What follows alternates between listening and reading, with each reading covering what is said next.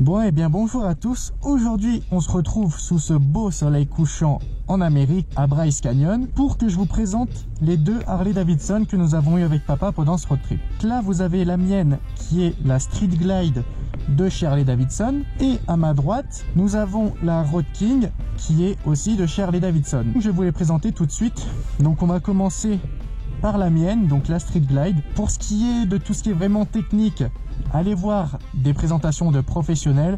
Moi, ce que je vais faire, c'est vous donner notre ressenti, surtout pour ces motos, si vous faites un road trip avec, et sûrement la route 66. Donc du coup, sur ces Harley, nous avons, pour commencer, des gros moteurs. Les deux, ce sont des 1700 cm3. Bon, ça reste le 10 cylindres en V de Harley Davidson, ça ne change pas sur aucune des Harley.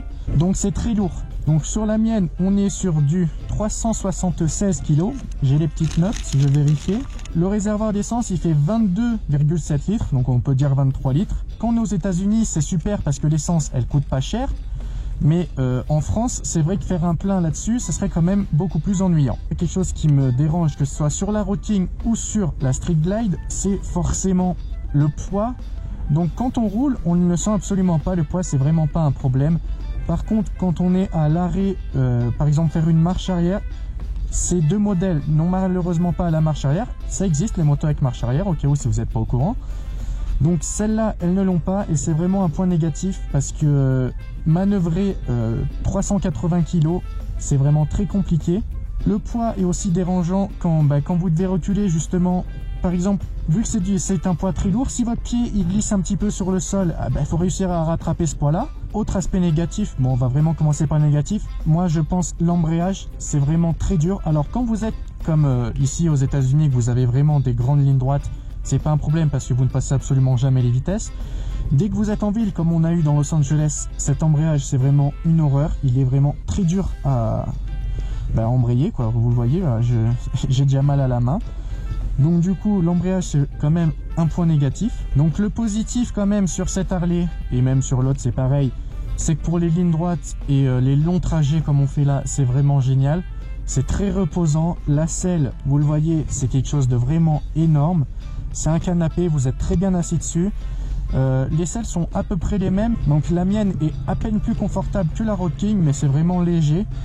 Pour être le passager, bon, on n'a pas été passager, mais vous voyez que la selle elle est quand même grosse. Enfin, c'est déjà plus meilleur qu'un Supermoto alors que c'est du passager. Les cale-pieds sur celle-ci, c'est vraiment des cale-pieds, alors que sur la Road King, on a des plateformes comme à l'avant.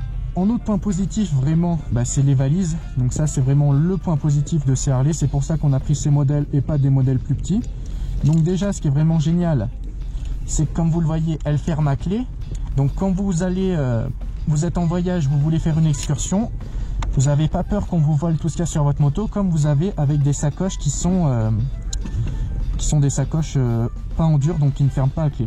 Donc vous voyez, la contenance c'est vraiment bien. Donc là on a notre linge notre sac de linge sale, et là j'ai le linge propre.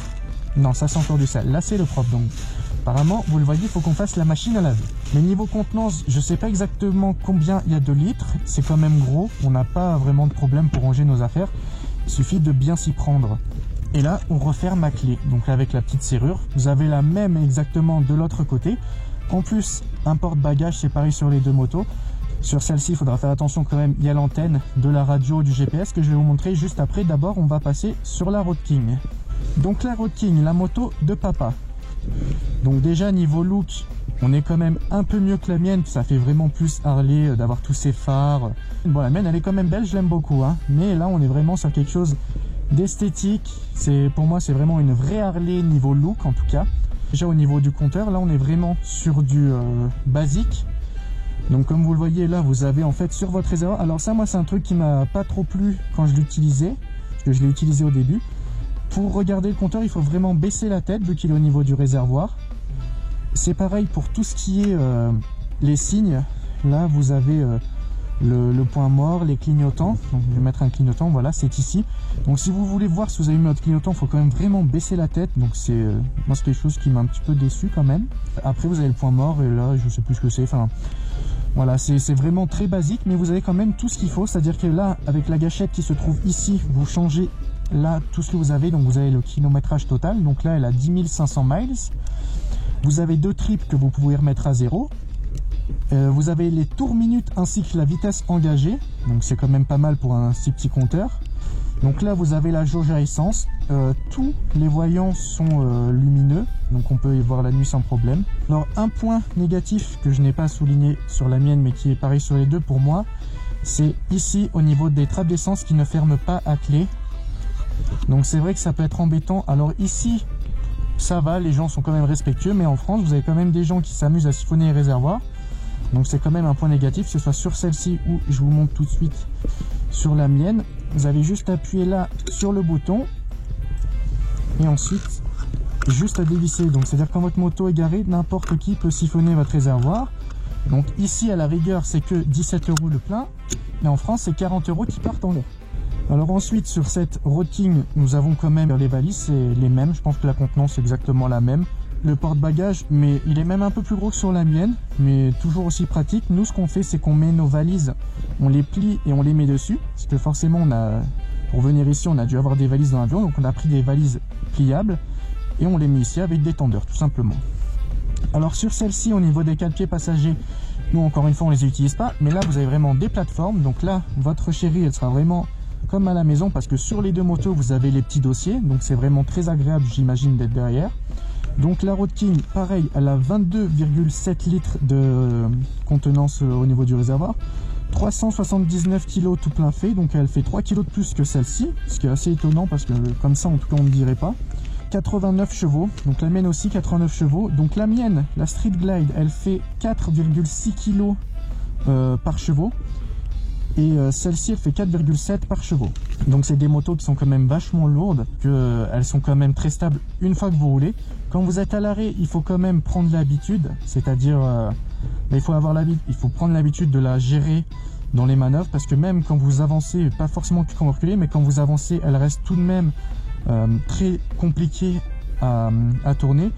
Donc en fait une fois que vous êtes dessus, voilà, et que vous avancez, si vous avancez avec le guidon braqué comme ça, vous avez une chance sur deux de tomber, parce que vous voyez qu'il n'y a plus aucune stabilité. Il vaut mieux faire des demi-tours sans braquer à fond. C'est vraiment très casse-gueule quand même. Donc là, je vais la remettre comme ceci. Il faut aussi prendre l'habitude, quand vous la mettez sur la béquille, il faut vraiment avoir confiance en cette béquille. Au début, c'est assez compliqué. À force, vous avez l'habitude, donc vous pouvez la lâcher sans problème. Mais au début, avec le poids de la moto, croyez-moi, vous allez faire attention. Vous allez à chaque fois, avec votre pied, vous allez bien jouer pour être sûr que la béquille soit au fond. Parce que si elle commence à tomber, les 400 kg, vous avez du mal à les rattraper. Le GPS, donc au début du road trip, il nous a quand même vraiment emmerdé ce GPS, il n'y a pas d'autre mot. Parce qu'il nous donnait des routes qui n'avaient rien à voir avec là où on voulait aller. Pour faire un endroit, il y avait 100 miles pour y aller, il nous disait 800 miles une fois au début, donc vraiment, il n'était pas au top. J'ai essayé de jouer avec les réglages, heureusement j'ai réussi. Et du coup, maintenant, il n'y a plus vraiment de problème. Donc cette moto, comme vous le voyez ici, et ici vous avez deux enceintes. Si vous prenez l'Electra Glide, donc il y a le top case, il y a aussi des enceintes derrière pour le passager. Niveau tableau de bord, vous avez là on est sur la radio, donc vous avez juste à choisir votre station, voilà, c'est pas compliqué, même si c'est en anglais. Back. Ensuite là vous avez le bouton home, donc avec le bouton home on peut faire ce que j'adore. Alors bon, j'ai laissé mon téléphone dans la chambre d'hôtel qui est là-bas, mais en gros vous avez juste à aller dans médias. Et là, vous pouvez connecter votre téléphone au GPS, ce qui fait que vous pouvez écouter votre musique sur la moto. Donc, je vais vous montrer. Voilà, iPhone de Kelvin, il est là. Ça, c'est les gens qui étaient là, qui ont eu la moto avant moi. Et voilà, il y a mon iPhone. Il suffit que je le connecte. Et à chaque fois, moi, quand on roule, j'ai ma musique à moi. Je sais pas, parce que la radio, alors, ici, même si on est souvent en plein désert, la radio, elle capte. Je sais pas comment ils font, mais ça marche quand même. Je vais vous montrer vite fait. Je vais vous mettre la radio. Donc là, pour changer les stations, c'est ici, là, le petit truc. Alors, faut le temps de trouver une station. Voilà, donc là c'est fort et on n'est même pas à la moitié. Vous pouvez être à plus de 100 km/h, vous entendrez la musique sans problème, c'est vraiment très... je sais pas comment ils ont fait, mais ça marche vraiment très bien, c'est étanche forcément. Alors ici, vous avez le petit bouton qui vous sert à... comment ça s'appelle? Au cruise control, le régulateur de vitesse. Donc il vous suffit d'appuyer un coup, le voyant qui est ici s'allume, ce qui veut dire que votre cruise control est activé.